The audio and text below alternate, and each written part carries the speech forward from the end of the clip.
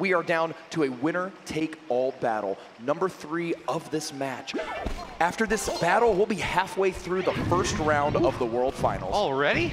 Yes, sir. Fuchi opening up with Giant, the first time we've seen Giant today. 5 elixir, the highest amount of health per elixir cost in the game. If you need something to hold the line, go get your Giant out. Looks like the Giant's gonna be paired up with a lot of flying critters here, but a bad sign for Fuchi as the Executioner comes in to chop them down. He can get great value against minions, whether they're in horde form or just the trio. Nice strike on the right side for Berin, though. He does manage to get a little bit of damage off the right side tower from that Hog Rider.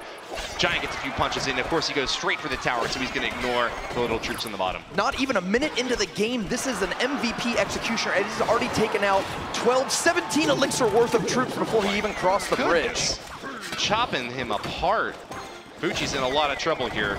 It's going to require some very careful play and trying to manipulate the Executioner out of Berin's hand in order to get value. I think he's done a pretty decent job here, though. As the Executioner crosses the bridge, we'll see what Fuchi has to counter him. Adaptation is the name of the game. We've spent the first minute 20 learning what kind of decks they got. Fuchi's going to play a Giant and back it up with some support troops. Berin's got the Hog Rider. My goodness! Huge Executioner swing destroys a minion horde, and the Hog Rider is left alone on the right side tower. That Princess takes a beating as she goes down to 485, and Berin pulls far ahead in this match. Those are the kind of plays that win Clash Royale World Championships. With his last bit of health, the Executioner pulls a no-scope 360, throws that axe, cleans out a 5 elixir. If that Executioner hadn't done anything else, that would have been an even trade, 5 for 5. It had already earned some value. To take out that minion horde it's reminiscent of when Clyde lost to Chief Pat because his own minion horde blew up from the golem.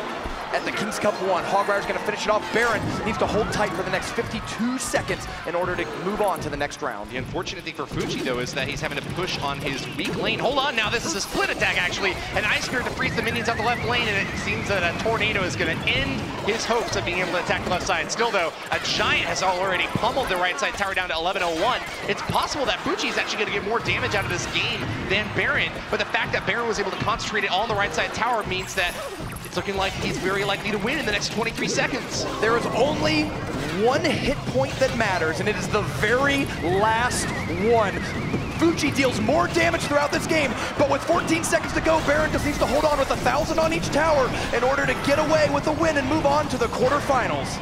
They say the best defense is also a good offense. Berin is showing that that is true. Hog Riders have torn apart Fuchi's left and right side towers. The right side going down means Berin has won. Player from Team Germany from Team Nova from Germany will be moving on to the quarterfinals. A 2-1 victory over Fuchi.